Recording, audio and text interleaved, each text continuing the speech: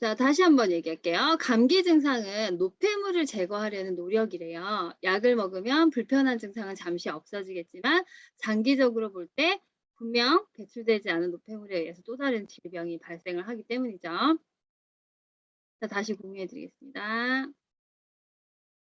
자, 그리고 그 하룻밤에도 몇 번씩 화장실을 가야 하는 야간요 부분이 나왔는데요. 이게 지금 뭐 아이들도 있고 요즘에 성인들도 이런 증세가 많대요. 자다가 소변을 이불에 싸게 되면 머리에 키를 씌우고 옆집에 가서 소금을 받아오게 했죠, 예전에. 근데 왜 하필 소금이었을까요? 야간뇨를 없앨 수 있는 핵심은 바로 소금에 있습니다. 우리 몸에서 물이 너무 많아졌기 때문에 밤사이 몸이 차가워지는 것을 막기 위해서 자는 사람을 깨워 물을 빼내려는 작용이 야간뇨래요. 수분 섭취를 줄이고 소금 섭취를 늘려주면 수분의 균형이 잡히면서 야간뇨가 없어집니다. 근데 수분이 많은 과일 등을 먹고 자면 평소보다 야간뇨가 많아지는 걸 경험하실 수가 있어요. 자연의 섭리는 땀을 많이 흘리는 한여름에는 수박 같은 물기 많은 과일을 먹지만 가을이 되면서 과일이 끊기는 이유는 추운 겨울에 먹을 수 없도록 하여 체온을 떨어지지 않게 하기 위한 어떤 자연의 섭리예요. 어 소금은 반드시 인제 천일염이 돼야 되겠고요. 우리 몸은 70% 이상이 수분으로 이루어져 있죠. 근데 이런 수분이 세포 속에 있어야 의미가 있어요. 어 수분이 세포 속에 있어야. 음. 물이 세포 속으로 들어오지 못하고 세포 밖에서 떠돌아다니고만 있으면 아무리 물을 마셔도 갈증이 나는 겁니다. 정작 세포 속에는 물이 없기 때문이죠. 세포는 삐쩍 말라 있는 거죠. 세포 밖에서 쓸데없이 돌아다니는 물은 소변을 통해 배설해야 혈액순환이 원활해지고 체온이 떨어지는 것을 막을 수 있습니다. 그런 이유로 자꾸 소변이 마려운 거래요. 소금 섭취를 늘리고 평소 물 마시던 습관을 고치면 야간요의 횟수는 점차 줄어듭니다. 이런 과정이 반복되면서 지병으로 갖고 있던 고혈압, 당뇨병을 비롯해 여러 질병들이 점차 개선되고 정상을 찾아가게 되는 거예요.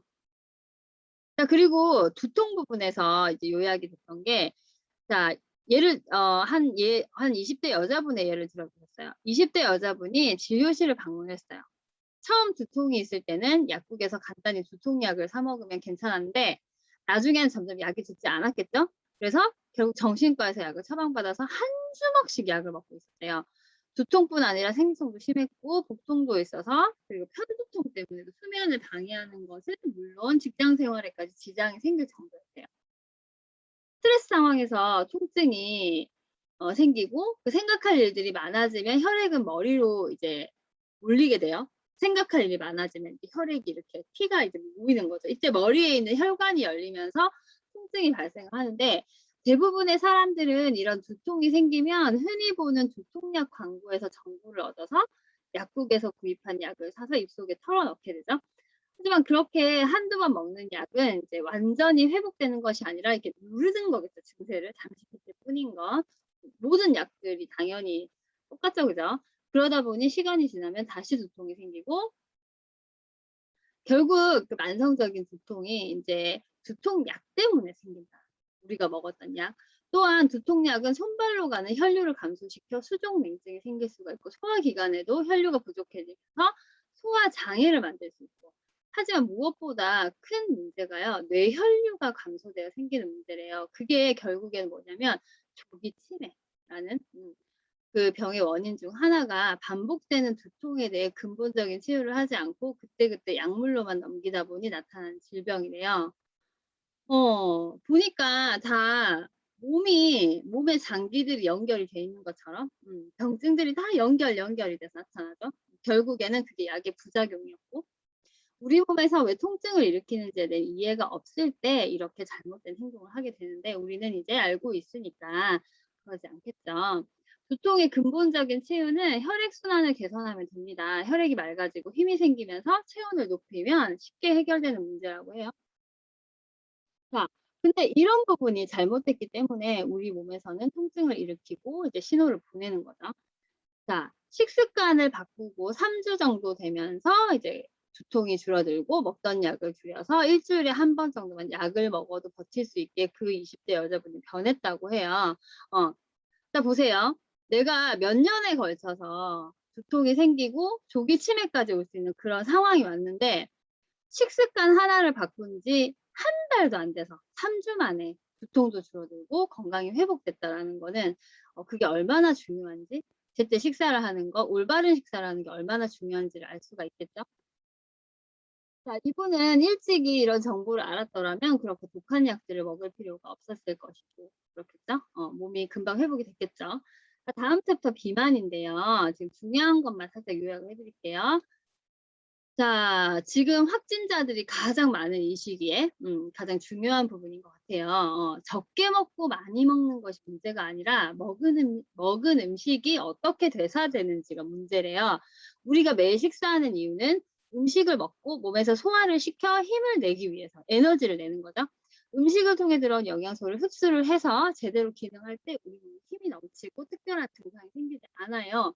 그런데 살이 찌는 분들은 이 과정이 잘못되고 있다는 증거래요. 자, 그게 이제 비만은 지금 미국에서도 그렇고 이제 질환으로, 병으로 분류를 하거든요. 대사성 질환으로 분류가 돼요.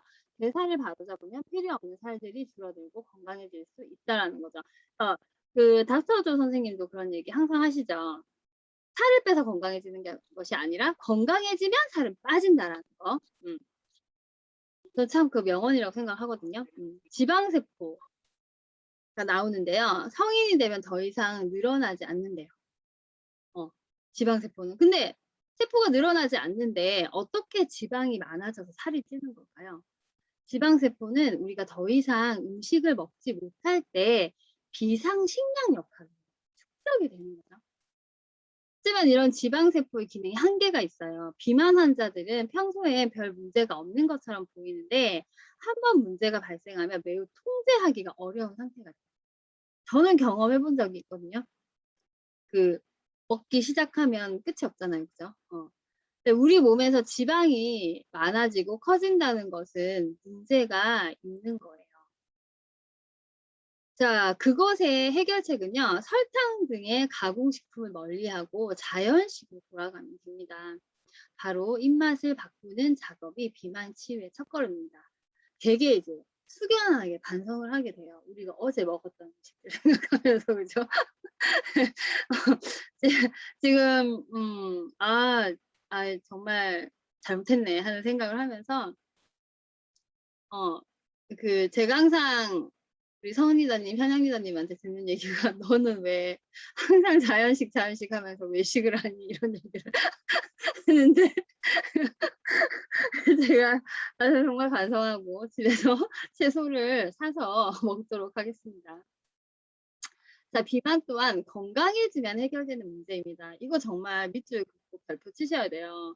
비만의 원인이 대사가 잘못되어 생기는 것이므로 그냥 혼자서 절대로 돌아오지 않아요. 약을 먹는다든지 심지어 무슨 지방 흡입 수술 이런 것도 하시죠. 그죠? 그런 걸로는 근본적인 해결이 되지 않는다는 거. 혈액순환에 문제가 생겨 다른 질병으로 번져갈 수가 있어요, 비만은. 그런데 이런 우리 몸의 생리를 이해하지 못하고 단기간에 살만 빼려는 노력은 불난집에 부채질하는 걸로 오히려 건강을 해칩니다. 때문에 단기간에 살을 빼는 다이어트를 하다가 예전 입맛대로 음식을 섭취하게 되면서 체중이 더 늘어나. 음. 이만큼 뺐는데 굶어서 빼고 내가 다시 '아 빠졌으니까 먹자.' 하면 더 많이 찌는 경험을 하신 분이 있으셨죠. 그죠? 어 중요한 것은 올바른 식사이고 그 식사가 맛있어야 한다는 점입니다. 그러다 보면 예전에 먹던 음식은 맛이 없어 다시 찾지 않게 되는데 이것이야말로 요요 현상이 없는 비만 탈출일 것입니다. 우리 유산화 챌린지를 하고 해독이나 리셋을 하고 나면 평소에 먹던 라면 뭐 이런 비빔국수 지금 저의 예인데 그런 것들이 더 이상은 예전에 내가 너무 맛있게 먹던 그 맛이 아닐 때 그때 내 세포가 건강해지고 비만에서 탈출할 수 있다라는 결정적인 신호가 된다는 거죠. 제가 지금 우리 아이나 저나 이 챕터를 읽고 너무 공감을 했는데요. 어릴 적부터 달고 사는 비염 대부분의 아마 국민의 80% 이상이 비염 얘기를 하시는 거예요 저는. 제가 만나는 분의 한 80% 이상이. 자, 여기 보시면요. 비염은 내내 달고 살았으니까 그냥 코 킁킁킁킁거리고 이제 콧물 나고 이런 부분에 대해서 뭐 늘상 그러니까 하고 말씀하시는 분들 되게 많으신데요. 비염을 우습게 보면 안 됩니다. 바로 중증 질환의 신호일 수도 있기 때문입니다. 비염은 대부분 어린 나이에 시작됩니다. 많이들 지금 이제 겪으시는 거죠. 더 심해지면 스테로이드제를 직접 쓰기도 합니다. 저는 이걸 써 봤거든요. 이런 약들은 비염을 완치시킬 수 없습니다. 언젠가부터 약이 듣지 않는 순간이 오게 됩니다. 바로 만성비염이 되는 것입니다. 정말로 그랬어요. 비염은 코점막 세포에 염증이 생기는 것입니다. 그런데 이 코점막을 이루는 세포들은 코에만 있는 것이 아니라 코를 지나고 인후를 지나고 식도를 지나 위와 장까지 이어집니다. 바로 여기에도 같은 점막 세포들이 존재합니다. 그러다 보니 코점막에 염증이 있는 분들은 식도와 위와 장에도 염증이 생겨 있습니다. 어, 제가 엊그제 그 미팅한 일본 분이 이 얘기를 하셨거든요. 그러니까 비염이 있었는데 나중에 뭘로 발전을 했냐면 역류성 식도염으로 발전하셨더라고요. 그게 다 이렇게 연결이 된다라는 게 보이네요. 그죠? 음. 단지 코에서는 우리가 바로 인식할 수 있는 증상이었기 때문에 이 부위에만 병이 있는 것처럼 신경 쓰일 뿐이지 사실은 위와 장에서도 증상을 만듭니다. 바로 소화에 문제가 생기는 것입니다. 그래서 역류성 식도염이 뭐 위염 뭐 이런 것들 다 비교적 이제 가볍다고 할 수도 있어요. 나중에 궤양으로 발전을 하거든요. 그 궤양이 암이 되는 거고. 네, 코점막에만 신경 써서 약을 먹고 증상을 조절하려고 노력을 하니까 우리 몸의 소화기관이 계속 손상을 받고 그 결과 이제 다른 곳에 중증 질환으로 발전을 하게 되는 거예요. 거의 모든 증세에 곁들여져 질병 꾸러미에 함께 있는 질병이 비염이에요. 자, 빵, 과자, 고구마, 부침개가 한 끼의 식사를 대신하는 경우가 많았죠. 이렇게 간식을 즐기고 설탕, 크림이 이 믹스되어 있는 봉지 커피를 이웃들과 나눠 먹었잖아요. 네, 이런 것들이 일상적인 생활이었는데 이제 이후에 모든 약을 끊고 밀가루 음식과 설탕, 과일을 금한 결과 권위 있는 대형 병원에서도 되돌릴 수 없다고 진단한 이 비염이 나을 수가 있었다라는 거. 비염은 식사를 바꾸는 것만으로 치료할 수 있대요. 바로 코점막과 같은 점막으로 이루어진 소화기관이 건강해지면 비염도 사라지기 때문입니다. 그래서 이런 생리를 모르면 앞에서 말씀드린 혈관 수축제 약들을 쓰게 되고 그러다 보면 오히려 병을 키우는 결과를 초래하게 됩니다.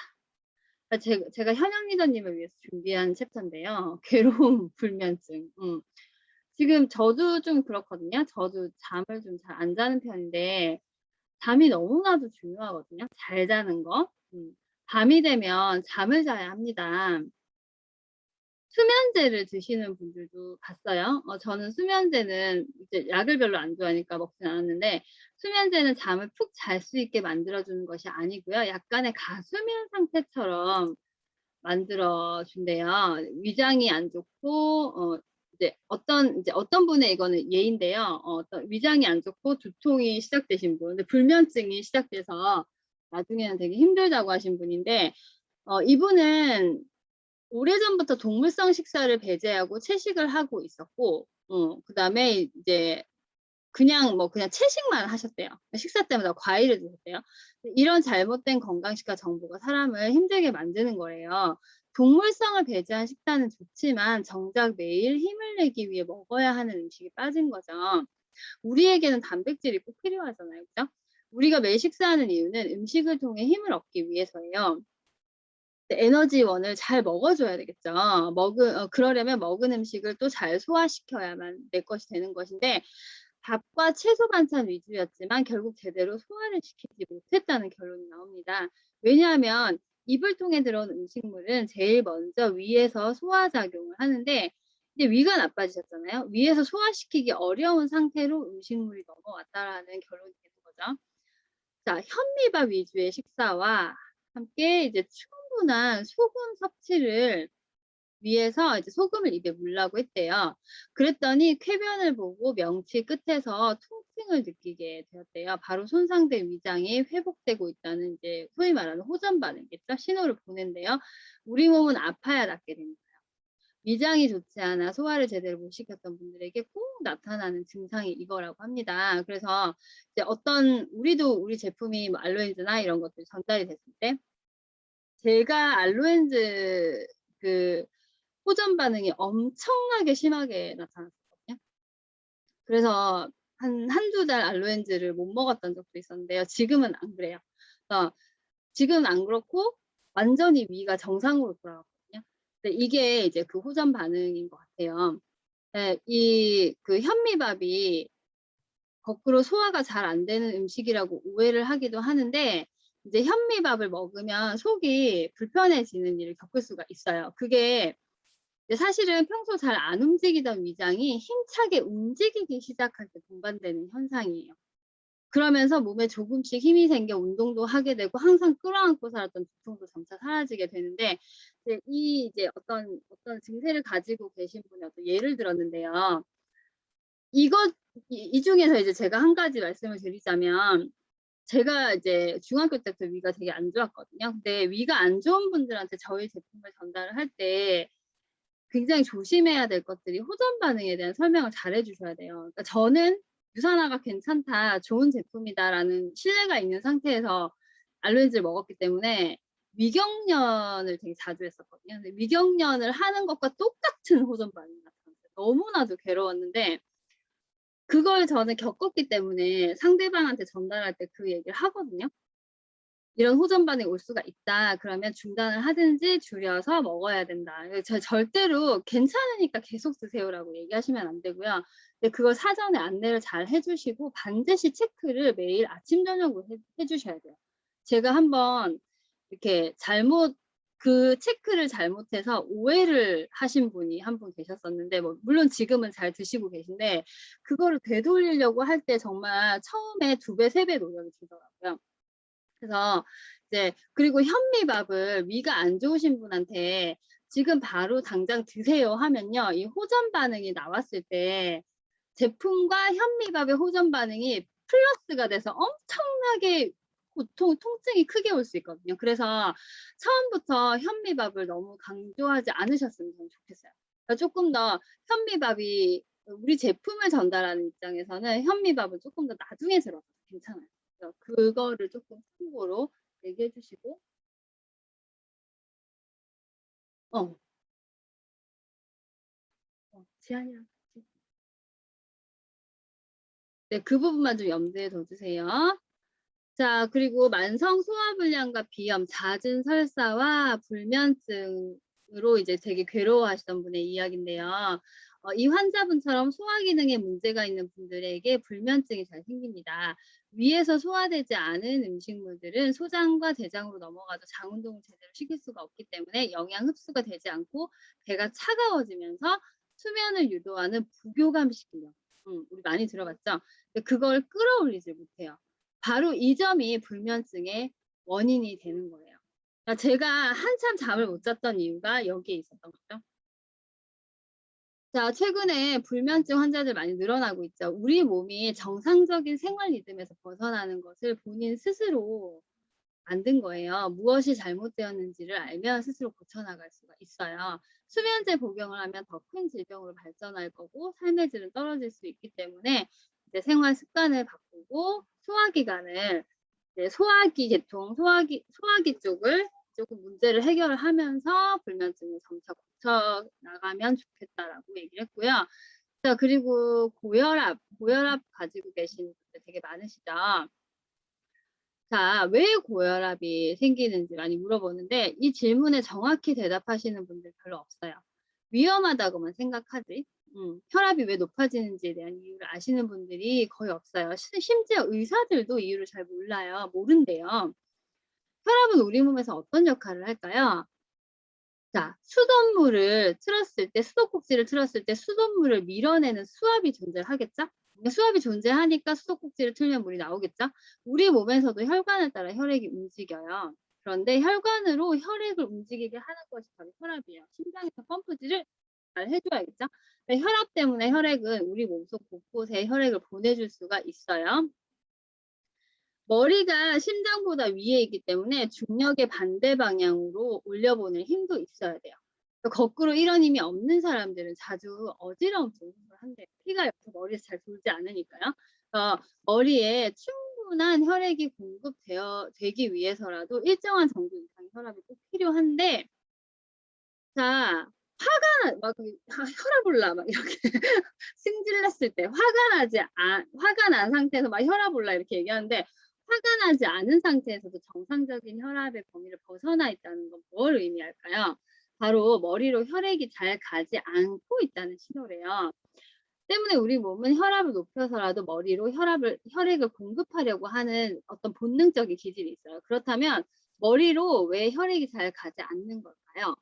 원인은 혈관의 노화와 관련이 있어요. 아, 이거 되게 간단한 거였는데 '아, 이걸 몰랐구나.' 이런 생각 드시죠? 혈관이 잘 뚫려 있어야 잘 통하겠죠, 당연히. 우리 몸속에 있는 혈관도 노화 현상을 겪는데 노화가 빨라지는 것은 혈액이 탁하기 때문입니다. 혈액을 탁하게 만드는 건 뭘까요? 바로 우리가 매일 먹는 음식이죠. 어제 우리가 먹은 몸에 나쁜 음식이 있다면 오늘 내 혈액이 그만큼 탁해져 있다고 생각하시면 돼요. 대표적인 것이 동물성 음식이래요. 과도한 동물성 식사는 혈액 속의 콜레스테롤을 높입니다. 콜레스테롤은 어느 정도 있어야겠지만 수용 범위를 넘어서면 문제가 발생한대요. 자, 그리고 혈관이 노화되면 또 혈관의 움직임도 둔해지는 거죠. 혈액이 온몸을 타고 도는데 필요한 시간이 얼마나 걸리는지 아시는 분 계신가요? 퀴즈. 하루 만에 돼요? 혈액이 몸을 한 바퀴 도는데 필요한 시간은요, 한 2-3 초예요. 엄청 빨리 돌아요. 그래서 혈관이 혈액이 콸콸콸콸 이렇게 그냥 이렇게 시냇물처럼 흐르는 게 아니고요. 콸콸콸콸 돌거든요. 그래서 혈관이 막히거나 하면 이렇게 터진다라고 하는 표현 하잖아요. 그게 정말 무서운 거예요. 그래서 혈액은 정말로 빨리 돌고 있어요. 그러니까 말랑말랑한 상태가 아니라 근데 그 혈관이 이제 움직임이 둔해진다라는 거는 이제 막혀간다라는 거죠. 말랑말랑한 상태가 아니라 딱딱해지는 거예요. 이것을 동맥경화라고 불러요. 바로 이 동맥경화가 고혈압의 원인이 돼요. 이거 닥터조의 환자혁명 얘기하고 똑같이 나와 있어요. 지금 이 의사분하고 닥터조하고 지금 똑같은 얘기 하시는 거거든요. 그러니까 고혈압의 치유는요, 동맥경화를 막아주는 거예요. 그러니까 혈압이 오기 전에 반드시 동맥경화가 먼저 와요. 그걸 생각하시면 돼요. 자, 혈압약이 동맥경화를 막아주지 못한대요. 혈압약은 혈관이 수축하는 힘을 약화시킴으로 혈압을 떨어뜨려 줄 뿐이에요. 이것도 그냥 그냥 누르는 거예요.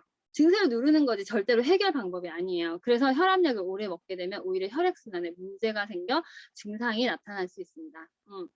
혈압이 있으신 분들은 언젠가 당뇨가 생기고요. 당뇨약을 드시는 분들은 언젠가 혈압이 다 생겨요. 이게 약이 얼마나 몸에 해로운지를 보여주는 이제 일본 다큐멘터리가 있었는데 이런 것들이 다 지금 연결이 되고 있다고 생각하시면 되세요. 자, 손이 차가워지면서 일시적으로 혈액이 없게 되는 거, 혈압약은 혈관의 움직임을 방해하게 돼요. 그래서 손발이 차가워져요. 우리 엄마가 오랫동안 혈압약을 드셨거든요. 지금은 안 드시는데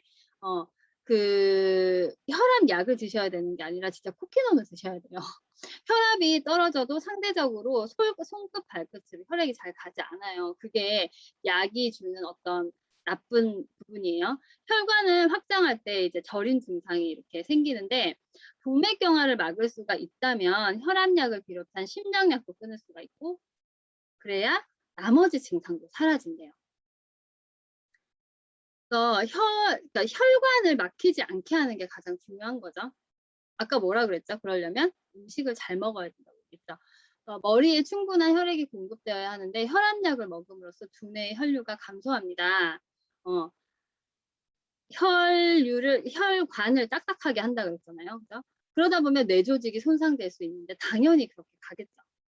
혈관이 제대로 뚫려 있지 않으니까 이때 생기는 것이 바로 치매입니다. 그래서 혈압의 무서운 점이요. 후천성 질환, 대사 질환의 무서운 점이 결국에는 인간이 인간의 역할을 할 수가 없는 상태까지 가게 된다라는 거예요. 그래서 고혈압 환자가 늘어나면서 치매 환자도 늘어나는 것은 우연이 아닙니다. 머리에 혈액을 보낼 만큼 충분한 혈압을 확보하지 못하면 뇌 조직은 손상을 받게 되고 심한 경우 혈관성 치매로 발전하는 것입니다. 혈압약을 먹어봐야 득될 것이 없습니다. 혈압이 비정상적으로 높다는 것은 혈관이 노화되고 있다는 증거이므로 혈관이 젊어질 수 있도록 생활 습관을 바꾸는 것이 건강하게 오래 사는 비결입니다. 그래서 대체의학을 하시는 분은 뭐라고 말씀하시냐면요. 병원에를 갔는데 콜레스테롤이 높으니까 콜레스테롤 약을 드세요 하는 의사가 있다면 그 병원을 바꾸라고 하는 계시거든요. 왜냐하면 콜레스테롤의 역할 중에 하나가요. 혈액이 빨리 돈다고 했잖아요. 그 빨리 돌기 때문에 폭포수처럼 막 콸콸콸 흐르는 그 혈액이 이 혈관들이 이렇게 한 개로 있지 않잖아요. 여러 갈래로 있잖아요. 그 여러 갈래로 막 다니면서 이 너무 빠른 혈액이 이 혈관에 상처를 낸대요. 근데 그 상처가 계속 쌓이면 얘가 터질 수가 있거든요. 근데 콜레스테롤의 역할이 그 혈관의 상처를 치유하는 역할을 하거든요. 굉장히 중요한 역할을 하는데 콜레스테롤이 높아졌다고 해서 무조건 약을 처방을 한다라는 것은 굉장히 위험하대요. 그렇기 때문에 그 약을 우선 먹자라고 생각을 하지 말고 반드시 식습관 개선이 이루어져야 되는 거거든요. 그래서 이런 부분들이 전부 다 연결이 되고 있어요. 자, 그리고 그 온몸을 망가뜨리는 당뇨 합병증. 그 병원에 다니는 제 지인, 일본 지인도 그렇고 한국 지인도 그렇고 암 같은 어떤 결정적인 뭐라 해야지 사람의 목숨을 왔다 갔다 하게 하는 이제 그런 질병보다도 더 무서운 게 자기가 생각하기엔 당뇨라고 얘기하는 지인분들이 계시거든요. 의학적인 지식을 가지신 분들이 그렇게 얘기를 하는데 왜 그런지 한번 볼게요. 자, 당뇨 합병증은 혈관이 막힙니다. 이건 협심증의 원인이 되고요. 고혈압하고 당뇨병은 다른 병이라고 생각하지 않는다라는 거죠. 아까 말씀드린 것처럼 연결이 돼 있죠. 두 가지 질병 모두 혈관에 문제가 생겨서 나타나는 것입니다. 결국에는요, 혈액이에요, 혈액. 혈액이고 혈관이고.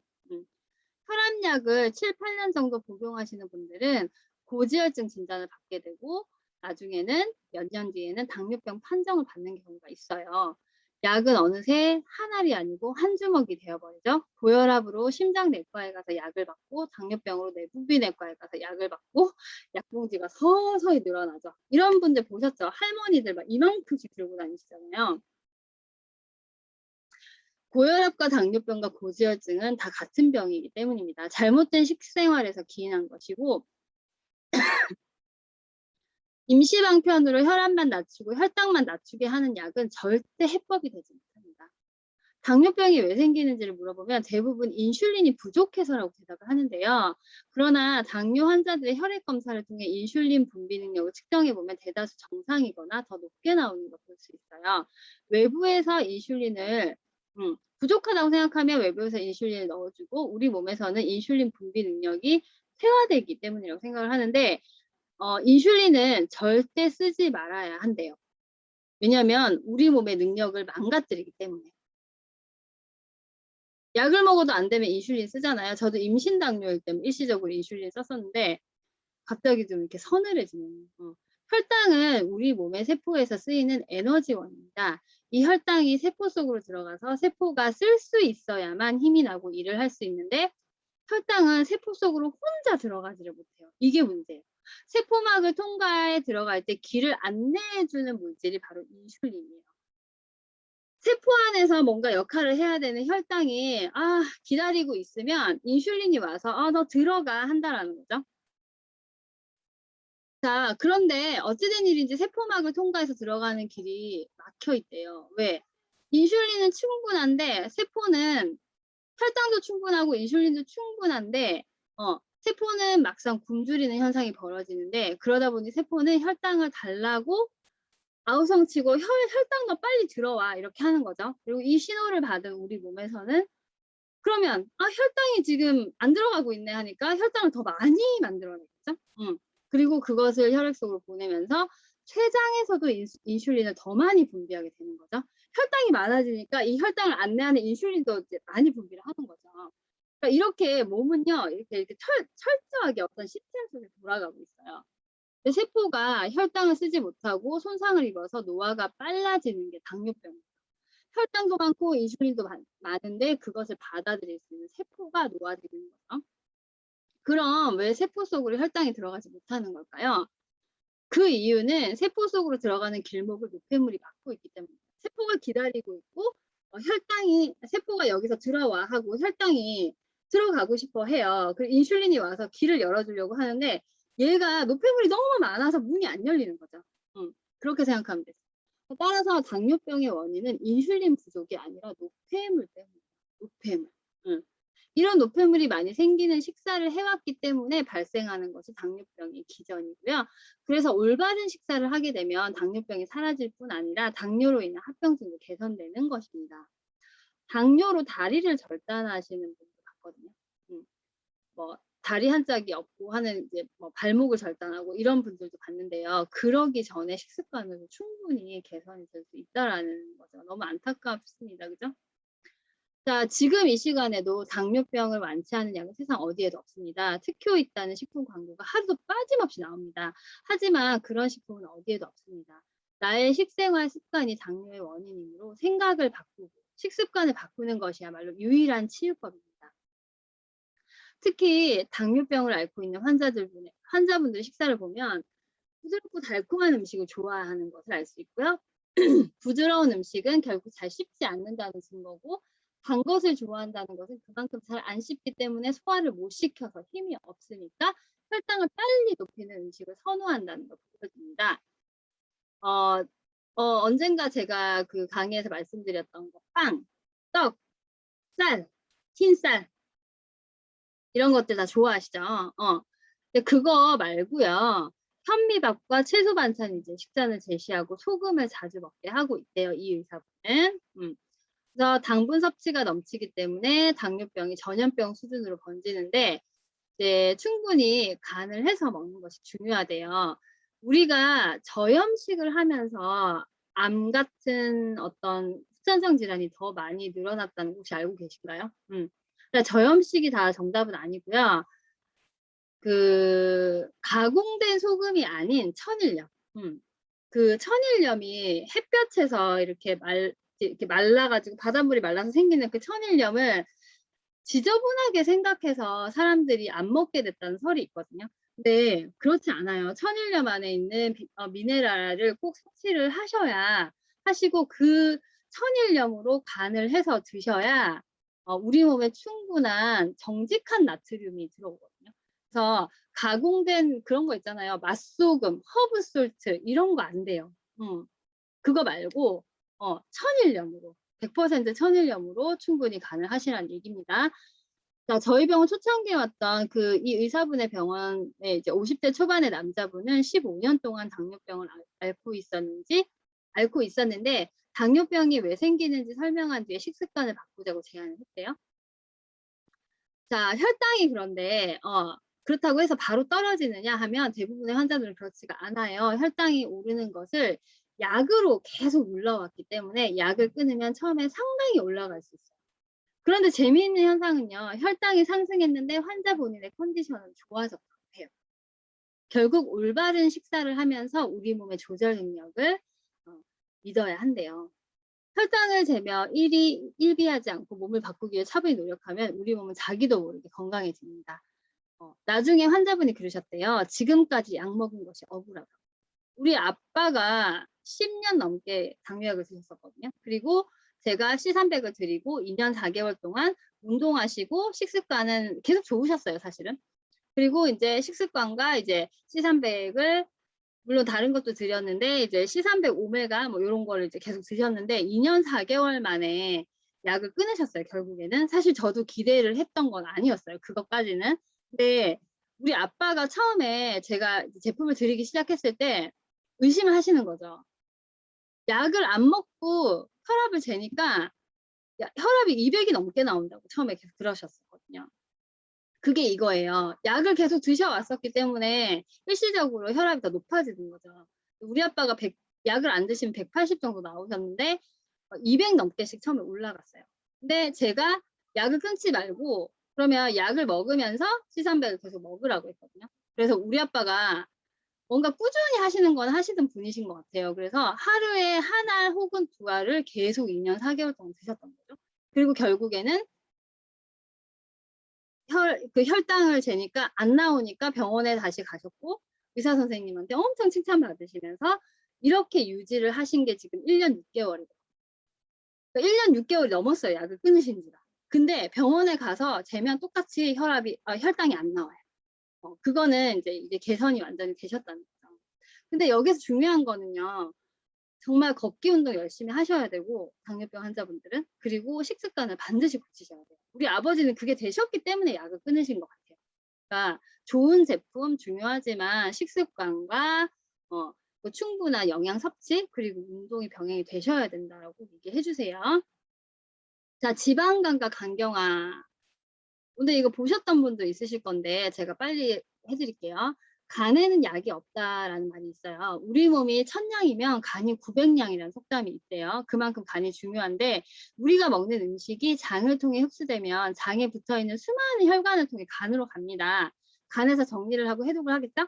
그다음에 정리를 한 뒤에 심장을 보내기도 하고 배설하기도 하고 저장을 하기도 하는데 이 한 번 걸러준 피가 심장으로 가서 산소 공급을 받기 위해 폐로 갔다가 다시 심장으로 와서 온몸을 간을 인제 펌프질을 해 주면 이제 순환을 하게 된다라는 거죠. 그런데 혈액 검사를 해 보면 지나치게 콜레스테롤이 높다거나 중성 지방이 높고 특히 혈관을 손상시킬 수 있는 호모시스테인 같은 물질의 수치가 높게 나오는 경우가 있는데 간 손상을 의심할 수가 있대요, 요럴 때. 잘못된 음식을 먹었을 때 장에서부터 이제 걸러 줘야 되는데 장에서 그 장 기능이 약화되니까 당연히 그 기능을 하지 못하겠죠. 독성 물질이 체내에 그대로 들어오게 되겠죠. 근본적인 문제는 결국에는 음식에 있는 거고요. 그러나 이후 간에서 충분히 그것을 해독해 주지 못하면 피가 탁해지는 원인이 됩니다. 그러니까 피가 결국에는 순환의 문제인 거고 피가 탁해지면 간까지도 손상을 입을 수 있게 되는 거죠. 간은 우리 몸에서 가장 중요한 해독 기관 중에 하나이고 간이 손상되면 다른 장기들도 손상을 받게 돼요. 지방간이에요 하는 분들 늘어나죠. 지방간은 왜 생길까요? 장으로부터 흡수된 음식물이 몸속으로 음식물 중에서 몸속으로 퍼지면 안 되는 독성 물질들이 많아질 때 간에서는 그 물질을 지방의 형태로 끌어안게 돼요. 그 결과 간 세포 사이사이에 지방 조직이 많아지게 되는 것이죠. 우리가 빵, 떡, 밀가루 음식 있죠. 그다음에 흰 쌀, 흰쌀밥을 지나치게 이렇게 편식을 하게 될 때요. 근데 대부분이 그렇게 만들어지잖아요. 이제 우리가 먹는 음식들이. 근데 그런 것들이 간으로 가서 지방 조직을 이제 만들게 되는 거죠. 계속 독성 물질들이 많아지면 간 세포가 굳어지는 섬유화가 진행이 되는데 이런 상태가 더 나아가서 간경화예요. 간경화까지 가면 간은 해독 기능을 상실을 하게 되고 온몸의 장기들이 손상을 받아 생명을 유지하는 일이 힘들어집니다. 우리 간은 쪼끔만 남아 있어도 재생을 할 수 있을 정도로 굉장히 재생 능력이 탁월한인데요. 이 정도가 되면은 재생이고 뭐 재생도 마찬가지고 이제 간이 제대로 된 기능을 하나도 할 수가 없게 된다는 거죠. 회복하기 어려운 상태가 되는데 술을 나 안 마시는데요. 왜 지방간이지? 하는 분들 비알코올성 지방간이 늘어나고 있대요. 그 원인은 정제되고 가공된 음식과 당분이 많은 음식에 있습니다. 제가 이제 계속 얘기하죠. 빵, 떡, 쌀밥. 혈당을 높인대요. 근데 과도한 인공 물질과 당분은 이제 몸에서 지방으로 바뀌고 간에 쌓이고 간이 부으면서 커지게 됩니다. 근데 몸에 유해한 물질이 우리 몸에 떠돌지 않도록 간에서는 해독을 최선을 다해서 하는 거죠. 그래서 간이 나쁜 물질들은 "이리 와." 하고 끌어안게 되는 거죠. 이런 지방간이 진행이 되면 콜레스테롤과 중성 지방이 높게 나옵니다. 좀 더 진행되면 혈관에 손상을 주고 혈전을 만들어요. 혈액순환에 문제를 일으키기도 하고요. 간이 제대로 일할 수 있도록 해 주는 것이 가장 중요한데 손상된 간세포가 파괴되고 건강한 간세포가 만들어져야 우리가 건강하게 지낼 수가 있어요. 스스로 식습관을 바꿔 장이 튼튼해지면 간으로 가는 물질들 속에 나쁜 것이 없어져 간은 더 이상 지방을 만들지 않아도 됩니다. 그럴 때 지방간이 사라지면서 간세포가 회복이 돼요. 이거를 인제 저희 제품으로 이제 얘기한다면 헤파실이 들어가서 이렇게 회복을 시켜주는 거겠죠. 헤파실을 좋은 음식이라고 생각하면 되죠. 아주 중요한 장기이면서 손상받기 쉬우므로 간은요. 재생 간은 이제 손상받기 쉽기 때문에 재생 속도가 빠르대요. 그래서 그 손상이 됐다고 하더라도 올바른 식사를 해 주고 독을 덜 넣어 주게 되면 간은 빨리 회복이 됩니다. 그러니까 소화분의 흡수를 우리가 밥을 먹을 때 헬스팩이나 헤파실 이런 거 비타민 미네랄을 같이 먹어 줌으로써 소장에서 소화 흡수 분해를 잘 시키면 간의 부담이 그만큼 덜게 되겠죠. 소화분해 흡수가 잘 된 것들이 간으로 가게 되잖아요. 그래서 헬스팩이 그냥 이제 농담조로 그 진시황이 찾던 불로장생약이 될 수도 있다라고 얘기를 하죠. 이분의 병원에 왔던 간경화 환자들을 보면요. 술, 담배를 하고 있지 않은 여자분들이 많대요. 이 공통된 특징이 핸드백 안에 꼭 초코바나 간식을 넣고 달콤한 간식을 좋아하는 분들인데 과도한 당분이 지방간을 만들고 간경화를 발전하게 되는데요. 제가 빵을 만드는 기계를 일본에서 선물을 받아서 여러 가지 빵이나 케이크를 도전을 해서 이제 한참 먹었던 적이 있었거든요. 근데 거기에 레시피를 보면요. 케이크 한 조각 정도 되는 케이크 한 조각이 들어간 설탕의 양이 무려 200에서 300g. 흰 설탕만 넣잖아요. 그죠? 그 제과점에서는 우리처럼 원당을 쓰는 것도 아니고. 그래서 진짜 케이크 한 조각을 먹어도 엄청난 칼로리 거의 600, 700칼로리까지 나오는 것들도 있잖아요. 보통은 한 400, 400에서 많으면은 한 600-700까지 나오는 애들도 있거든요. 그게 바로 설탕 때문이에요. 너무나도 위험하죠. 이렇게 뭐 '케이크 한 조각은 뭐 괜찮지 않아?' 막 이렇게 생각하시지 마시고 그 안에 들어가는 원료가 뭔지를 꼭 한번 살펴보셨으면 좋겠어요. 그래서 이분들에게는 인제 당분 섭취를 줄이면서 어떻게 했냐면 인제 현미와 함께 소금을 섭취하게 했어요. 그러니까 점차 기력을 회복하셨대요. 이분은 굉장히 천일염에 대한 어떤 애착이 있으신 분이세요.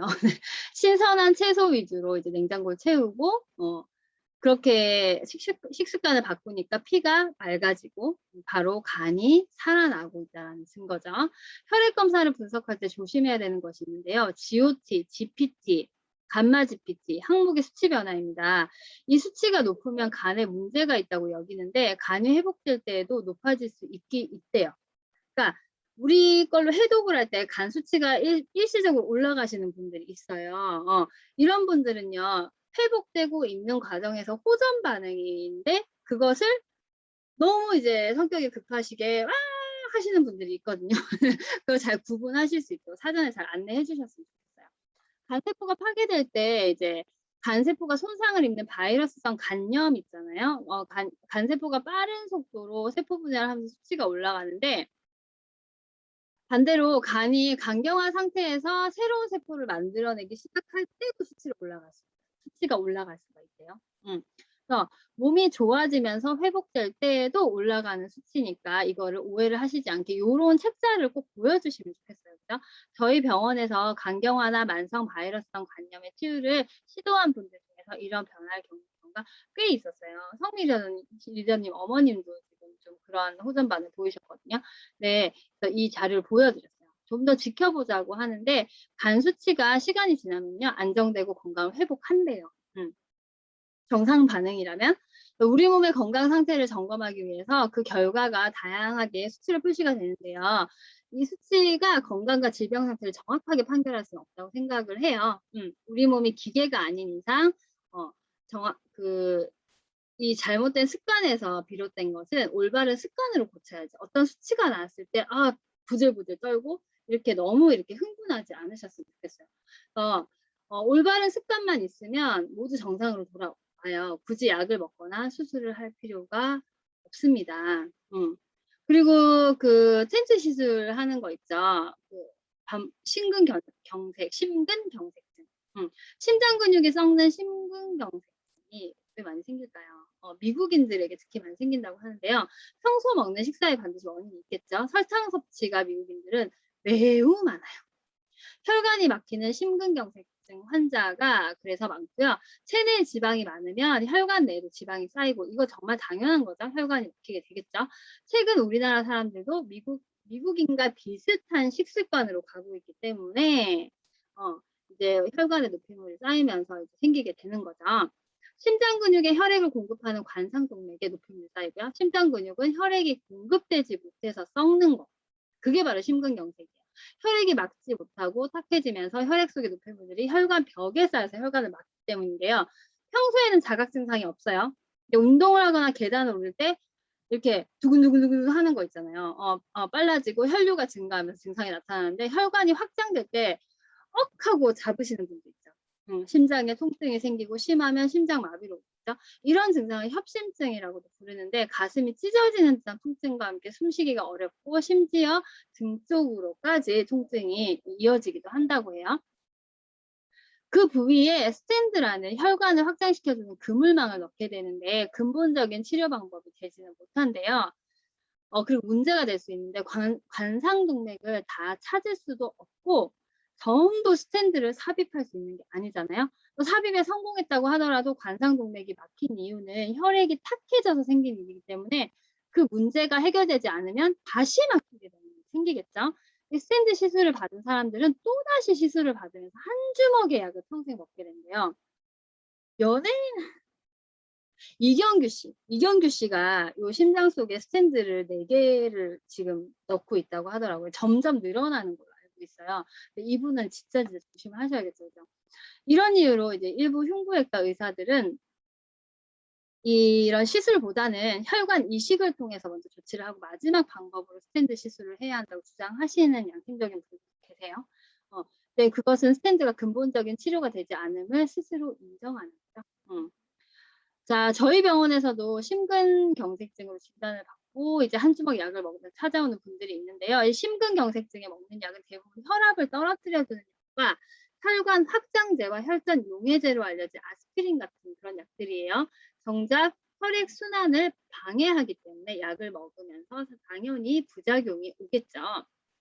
관상동맥을 비롯해서 뇌혈관 등이 막히는 이유는 혈액이 막지 못해서예요. 따라서 혈액을 맑게 해주는 방법만 알면 돼요. 지금 모든 것이 전부 똑같이 나오죠. 혈압, 당뇨, 심장, 이거 그 심근경색까지 혈액은 내가 먹은 음식으로 만들어집니다. 식습관을 바꾸고 건강한 생활 습관을 가지려고 노력하면 막힌 혈관도 뚫릴 것이고 다른 곳이 막히는 사태를 예방할 수가 있어요. 이것은요. 어떤 물질들로도 가능하지 않아요. 오직 스스로 해야 돼요. 제 시간에 식사를 하고 올바른 식사를 하고 내가 그런 거 있잖아요. 어디 가서 등산을 한다고 하면 그 우리나라 사람들 왜 도구를 막 모으잖아요. 도구빨로 등산을 하시고 그럴 때는 이제 캠핑을 한다고 하면 또 캠핑발, 캠핑 도구발 이렇게 세우시잖아요. 우리 몸을 위해서 진짜 원료발을 세우셨으면 좋겠어요. 저는. 원재료를 정말 꼼꼼히 알아보셔야 돼요. 농약이 없는 제품. 진짜 최소한 저는 우리나라에서 최소한 그래도 생협 음식을 먹어야 된다고 생각을 해요. 저는 생협 홍보자가 아니거든요. 근데 그나마 깨끗하게 만드는 회사예요. 그 회사가 제가 보기에는. 그래서 이제 그렇게 할 수 없다면 인제 우리가 농약이 들어간 제품을 샀다고 하면 꼭 식초에 담가서 농약 성분을 제거를 하고 드시고 그런 부분들 우리는 미국에서 정말 너무너무 무분별하게 글리포세이트라는 1급 발암물질이 든 그런 농약을 수입을 하거든요.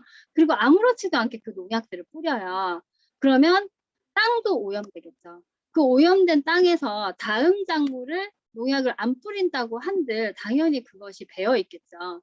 그래서 너무너무 위험해요, 그런 것들이. 그래서 음식은 진짜 잘 골라서 제 시간에 그래서 단백질도 섭취를 충분히 하시고 채식 위주의 식사를 하면서 우리 제품으로 또 이제 소화흡수 분해를 잘 시켜주면 좋겠죠. 파킨슨병 마지막으로 볼게요. 금방 끝낼게요. 파킨슨병은 대뇌에서 우리 몸의 근육들을 움직일 수 있는 도파민이라는 신경 전달 물질이 제대로 분비되지 않아 생기는 병이래요.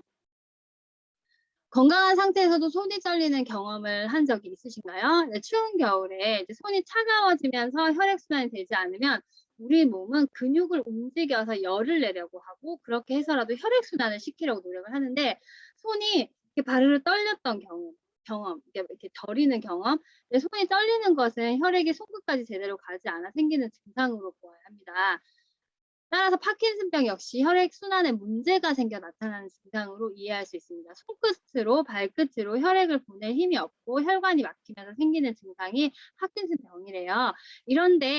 그런데 이제 MRI를 찍어보면 도파민을 분비하는 곳에 혈류가 감소되어 있는 것을 보게 됩니다.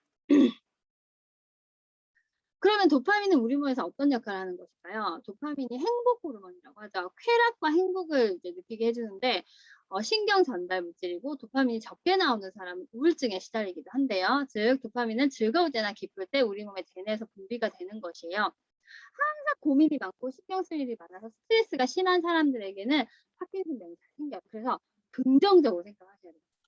스트레스 반응으로 인해 혈액순환에 문제가 생기는 것이 파킨슨병의 핵심이래요.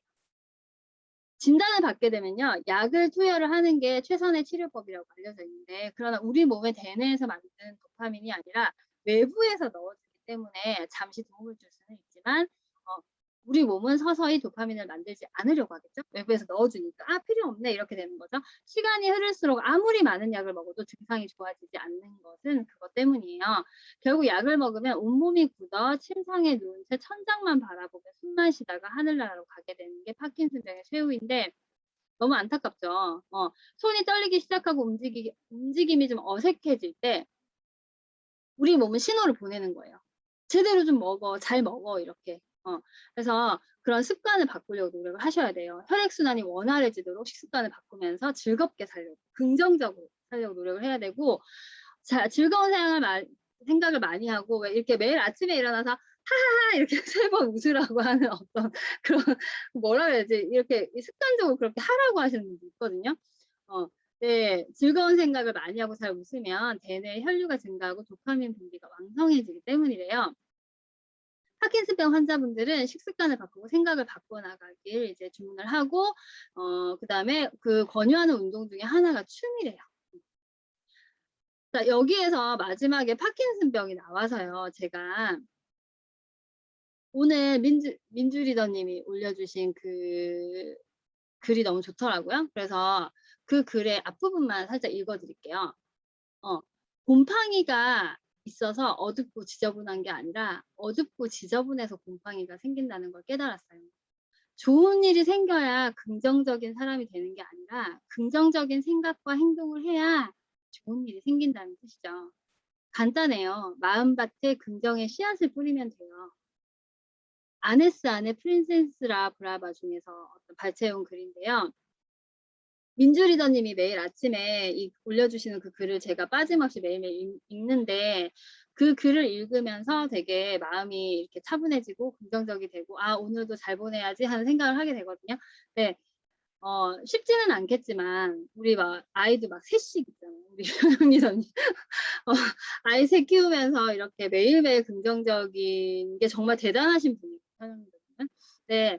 보미 리더님 들어오셨네요. 보미 리더님도 지금 아이가 셋이잖아요. 제가 진짜 육아를 너무 싫어하나 봐. 나는 아이가 셋인 사람을 보면 너무 대단해 보여요.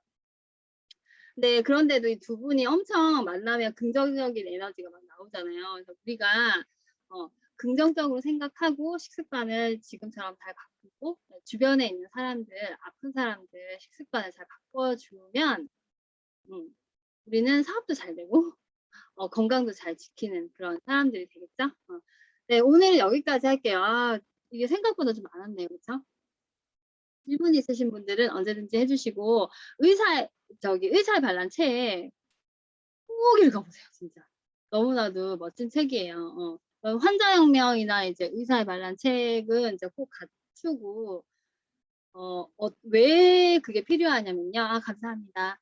왜 필요하냐면요. 속지 않기 위해서 필요하다고 생각해요. 의사들이나 변호사 이렇게 전문 지식을 가진 사람들은요.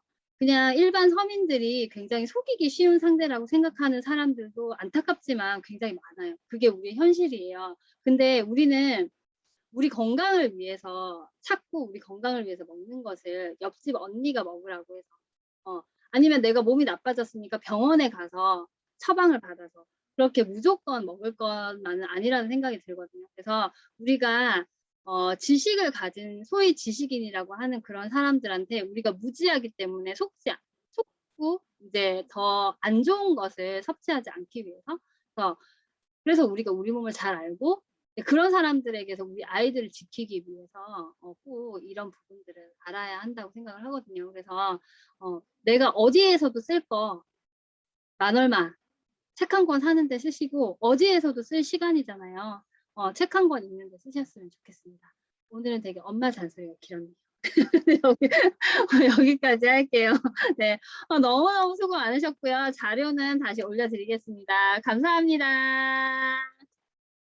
질문 있으신가요, 혹시? 없으신가요? 오늘 나 혼자 되게 많이 따졌네. 우리 사진 찍고 마칠게요. 사진 제가 찍어드릴게요. 얼굴 잠깐 보여주실 수 있으신가요? 오늘 우리 팀 되게 속닥하게 잘했다, 그죠? 얼굴이 안 보이시네. 자, 그럼 사진 찍을게요. 하나, 둘, 셋. 선생 기자님, 반가워요. 네, 찍었어요. 오늘도